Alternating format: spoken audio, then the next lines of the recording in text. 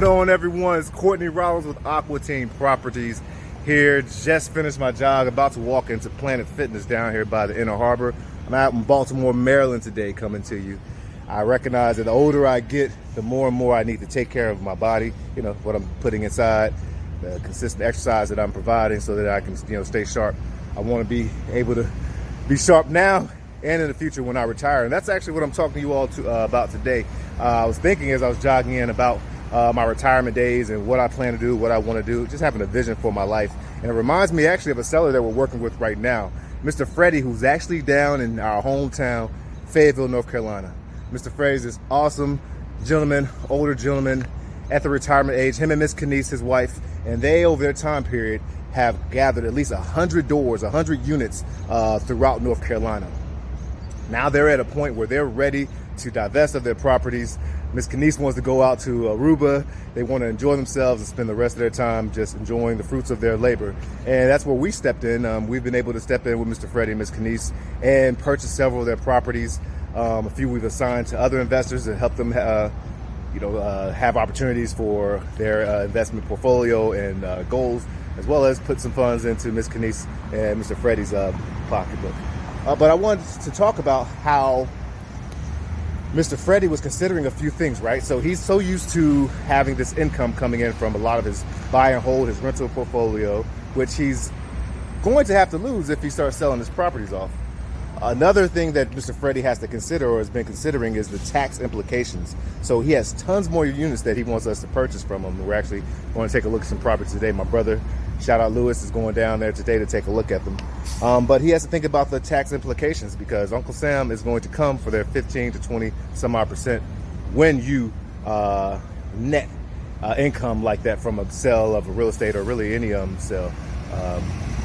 Check your CPA. I'm not a lawyer or a CPA at all, but so I'm not giving any advice. I'm just sharing what I've heard and what I know. So one thing that Mr. Freddie and Miss Kenise and Aqua Team are in discussion with is that we're still going to purchase several other properties, traditional cash sale.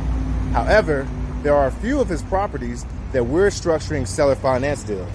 And what are some of the benefits? What is seller finance? Seller finance is when the owner or the seller of the property actually holds back some of the purchase costs and allows the buyer to purchase over time. So let's say you have a $100,000 property. The buyer puts down $5,000, $10,000, whatever dollars. The seller holds the note for the remaining amount, and there's a monthly payment set up. There's a note set up. It's usually secured by the property. So, mortgage deed, all that's set up, and it's recorded. And so everyone's good to go. Several things why that's usually a very awesome situation for many folks. One, Freddie is not going to have the same tax implications because it's no longer considered active income. That's capital income that Uncle Sam will go after. They will now consider it a note or passive income, which is not taxed at the same rate. Again, check with your CPA, but I think it's not even taxed at all, but just check with your CPA on that. It also allows Mr. Freddie, who's used to that monthly income, to actually continue to receive monthly income from us in the form of the note payment, which is awesome. So now prepared for retirement, he doesn't worry about that. He's accustomed to having that mailbox money. It still continues to come in.